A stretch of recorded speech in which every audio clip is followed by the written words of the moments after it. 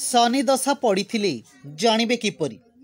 आज आम आपण मानक जनइबू शनि दशा पड़े जानवे किपरि। बंधुगण, भगवान शनिदेव को जड़े न्यायप्रिय देवता बोली कहुए। तांकु न्यायाधीश उपाधि दि जाइछि। शनिकर स्थिति जोगु व्यक्ति उपरे गभीर प्रभाव पड़ी था।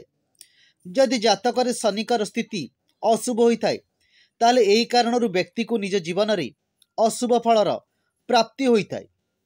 जातक शनिकर दिग खराब होइथिबा कारणरू जीवन में अनेक समस्या उत्पन्न हेबारे लगी था। व्यक्तिर कार्य रे कौनसी ना कौनसी बाधा उपजी थाए।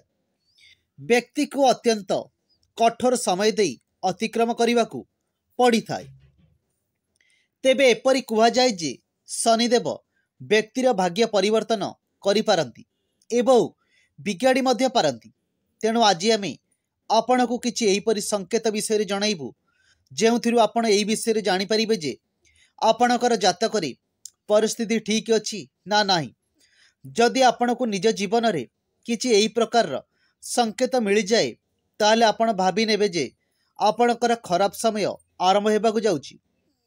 तेबे आसंतु जानिबा सेही संकेत विषय रे जेउथिरु जानिपारिबे जे आमर खराब समय चलीछि बोली।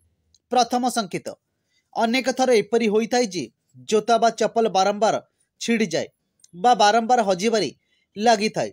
जदि आपणकर सहित एहीपरि बारंबार हेउछि एही कथा प्रति इशारा करिथाय जे आपणकर जातकरी शनिकर स्थिति खराब रहिछि।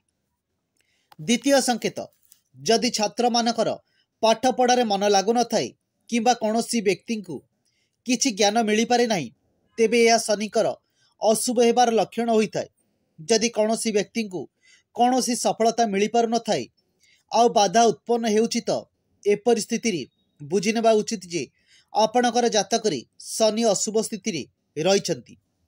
तृतीय संकेत, अनेक थर एमिति होइथाय कार्य करिबा परे शरीर रे थकापन एवं चेहरा रे उदास उन्माद देखिबाकू मिलिथाय।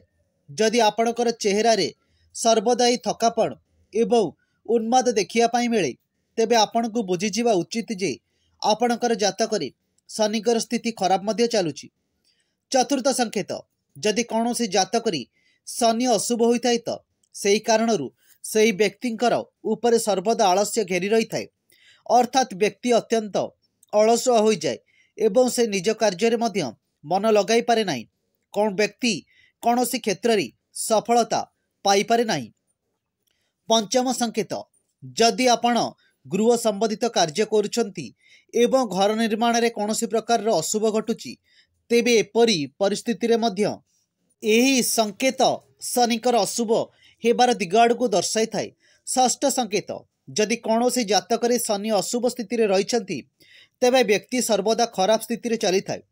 ताको निशा करिवार इच्छा सबु बेले लागी रही थाए एवं ताको मन रे सर्वदा खराब चिंताधारा ही उत्पन्न होता है। सप्तम संकेत, शनिकर स्थिति खराब थिबा कारणरू व्यक्ति को धनहानिर सामना करने को पड़ी थाए। एपरि मध्य होइथाय जे व्यक्ति संचय करिथिबा धन पुंजी मध्य धीरे धीरे नष्ट हो जाए। व्यक्ति को शारीरिक रोग सबुबले लागी रही थाए। व्यक्तिर शरीर अत्यंत दुर्बल हेबारे लागी